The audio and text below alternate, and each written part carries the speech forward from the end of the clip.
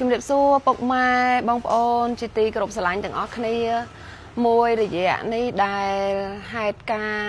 ឆាបឆេះហាងនិងសាលាក្បាច់គុនរបស់កតារបស់នាងខ្ញុំគឺនាងខ្ញុំពិតជាមានអារម្មណ៍ប៉ះទង្គិចផ្លូវចិត្តខ្លាំងមែនទែនប៉ុន្តែប្រហែលថ្ងៃមកនេះទទួលបានការយកចិត្តទុកដាក់ព្រួយបារម្ភអាណិតស្រឡាញ់និងលើកម្លាំងចិត្តក៏ដូចជាជួយផ្ដល់ជាថវិកាដើម្បីជួយសម្រួលក្នុងការជួសជុលហាងនិងសាងសង់សាលាគុនល្បុក្កតោរបស់នាងខ្ញុំឡើងមកវិញគឺខ្ញុំក៏បានធូរស្រាលអារម្មណ៍ច្រើនហើយជាមែនតើខ្ញុំមានតែម្រាមដៃ10អរគុណហើយអរគុណទៀតចំពោះអ៊ំពូមីងបងប្អូនប្រជាពលរដ្ឋខ្មែរទាំងអស់ដែលបង្ហាញសេចក្តីអាណិតស្រឡាញ់ព្រួយបារម្ភនិងយកចិត្តទុកដាក់ចំពោះនាងខ្ញុំក្នុងហេតុការណ៍ភ្លើងឆាបឆេះហាងនិងសាលាគុនមើលឃើញថាបងប្អូនជនរួមជាតិខ្មែរយើងគឺមានកម្លាំងសាមគ្គីស្រឡាញ់រួបរวมគ្នាជួយយកអាសាគ្នាក្នុងពេលដែលមានទុក្ខលំបាកមានបញ្ហាហើយសម្រាប់ខ្ញុំគឺ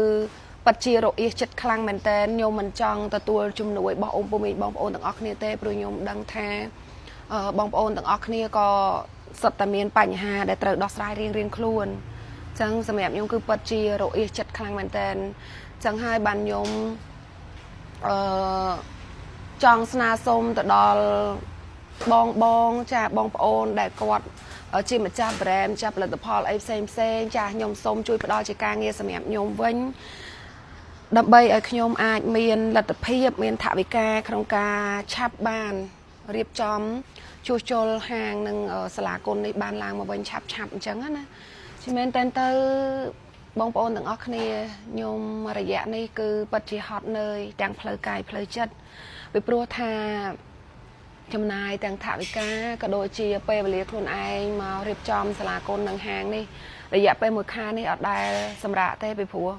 ការងារមិនមែនមានតែមួយនេះទេចាគឺកិច្ចការងារមានច្រើនដូចបងប្អូនបានដឹងហើយថាខ្ញុំក៏ជាយោធាផងជាគ្រូបង្ហាត់ក្បាច់គុនផងចាហើយក៏ឆ្លៀតក្នុងការរៀបចំសាលាគុននេះគឺទៅតែរៀបចំហើយក្នុងរយៈពេល1ខែចិត្ត1ខែនេះគឺអត់បានសម្រាប់សោះដល់ឥឡូវនេះទាំងហាងនិងសាលាគុនគឺបានត្រូវអគិភ័យឆាបឆេះអស់អញ្ចឹងគឺខ្ញុំត្រូវប្រើពេលមួយរយៈធំទៀតដើម្បីក្នុងការរៀបចំជួសជុលហាងនិងសាលាគុនឡើងមកវិញ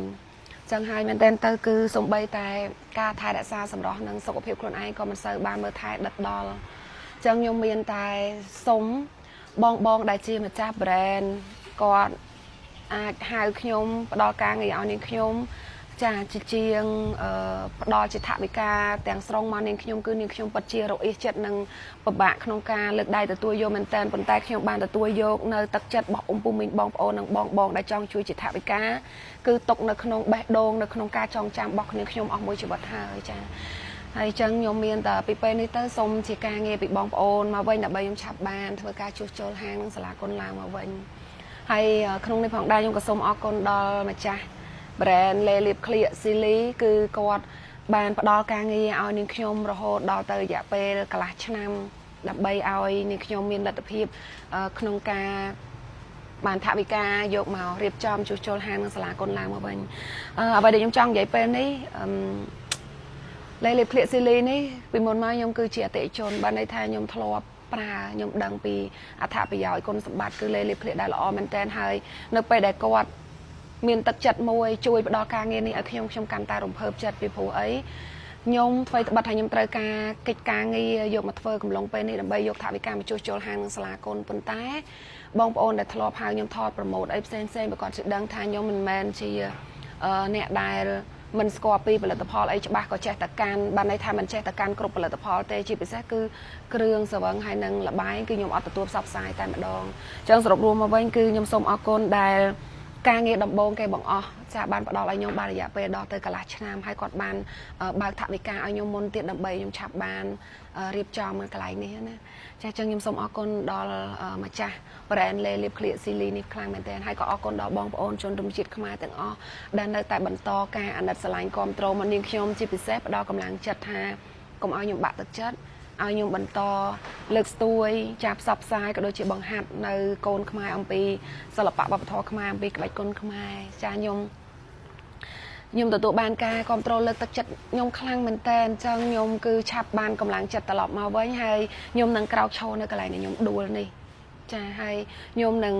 រៀបចំនៅសាលាគុណមុនចាពីព្រោះថាសាលាគុណมันជារោងការខូចខាតទាំងស្រុងទេហើយក៏ការចំណាយมันជាច្រើនអស់ខ្លាំងដូចហាងដែរអញ្ចឹងខ្ញុំអាចរៀបចំសាលាបង្ហាត់ក្បាច់គុណមុនចាអរគុណអ៊ំពូមីងដែលតែងតែឆ្លាញ់និងគ្រប់គ្រងលើកទឹកចិត្តអរគុណជម្រាបលា